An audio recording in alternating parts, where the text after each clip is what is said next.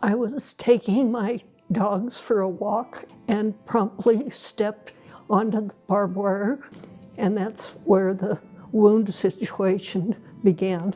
It was very serious. She could have gotten septic and been in very big trouble, which could have resulted in risk of life and limb.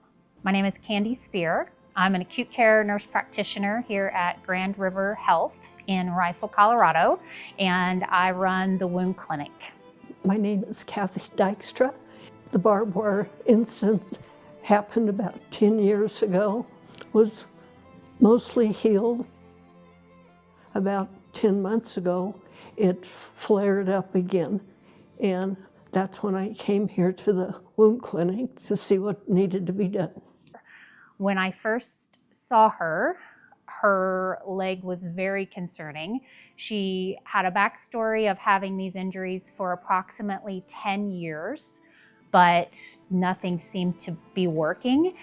Also, her leg was very infected, and I was concerned about her in general, and her having the infection in her bloodstream as well as in her leg, then it was very serious. She could have gotten septic and been in very big trouble, which could have resulted in risk of life and limb.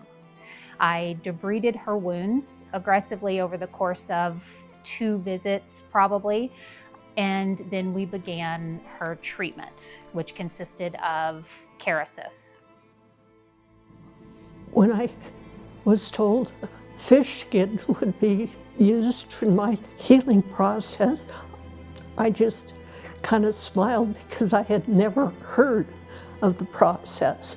I did some research and it seemed to be very successful, and I said, go for it, why not? Because nothing else was really working. One thing that really made me move towards wanting to use Kerecis on her was that she had had prior grafts before that had not helped. And that had been my experience with other patients of mine, that things that had not worked in the past, Kerecis seemed to take it a step further.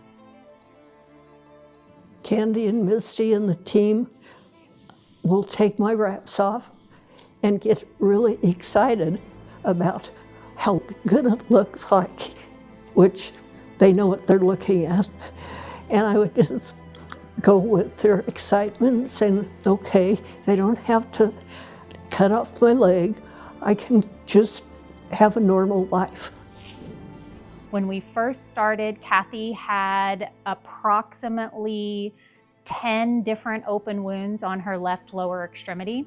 Now she is down to 2, very minimal. Actually, I take that back. She's down to 1 as of her last week's appointment. So Kathy, we basically have 1 ulceration left that we are still treating, and it is so close. We are almost there with the application of Kerecis and encouraging new skin growth and epithelialization and continued debridement of that fibrotic tissue. That's why we're at where we're at. So fast forward to currently, Kathy is doing very well. She is tolerating her compression much better now, that she doesn't have the constant pain and irritation from the multiple wounds. You don't need to do that. You have your own life. Well, I would do that for you.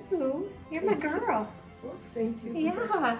They've welcomed me into their group and treat me as part of the wound care family. They make things better, and I feel better when I get home. She had multiple wounds. You can see here the size of this one was much larger. She also had multiple wounds up here. Her entire leg was opened, angry, infected. And then the backside of her leg too, 360 degrees on this left lower extremity. It's still a work in progress.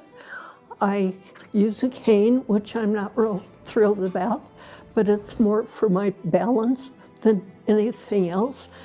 I'm really going to be happy if I don't even have to use my cane. Kathy has lived a very interesting, exciting, and active life. She lives on a ranch. She used to raise and show Irish Wolfhounds all over the country and all over the world.